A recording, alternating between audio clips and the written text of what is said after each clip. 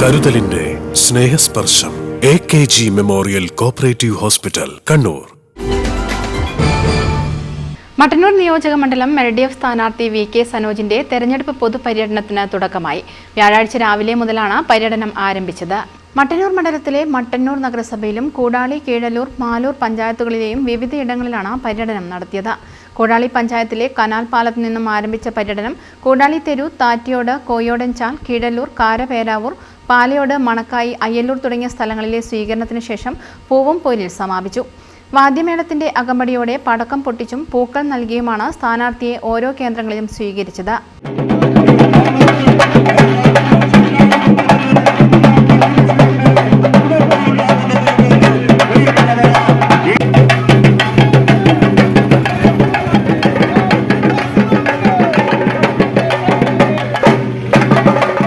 സംസ്ഥാന സർക്കാരിന്റെ വികസന പ്രവർത്തനങ്ങളും തുടർഭരണം വരേണ്ട ആവശ്യകതയെക്കുറിച്ചുമാണ് സനോജ് ഓരോ കേന്ദ്രങ്ങളിലും പ്രസംഗിക്കുന്നത്.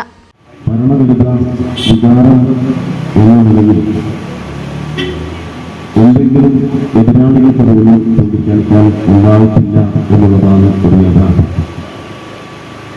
2016 മുതൽ 2022 വരെയുള്ള ഭരണകാലയളവിൽ ഒന്നാം പിണറായി ഗവൺമെന്റ് 600 കാര്യങ്ങൾ ചെയ്യും എന്നാണ് ജനങ്ങൾക്ക് മുമ്പാകെ അന്ന് പറഞ്ഞത്.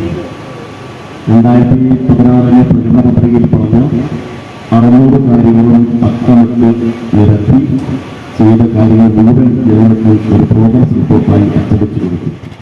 LDF നേതാക്കളായ C. Vijayan, KP Rameshan, KT Jose, K. Vijayan തുടങ്ങിയവർ വിവിധ സ്വീകരണ കേന്ദ്രങ്ങളിൽ പ്രസംഗിച്ചു. News bureau, Mattannur. സ്വർണ്ണാഭരണങ്ങളുടെ ഏറ്റവും കൂടുതൽ ഡിസൈനുകളുമായി ചക്കരക്കല്ലിലെ വിശാലമായ jewellery Rajadhani jewellers, Anjarakandi road, Chakkarakkal.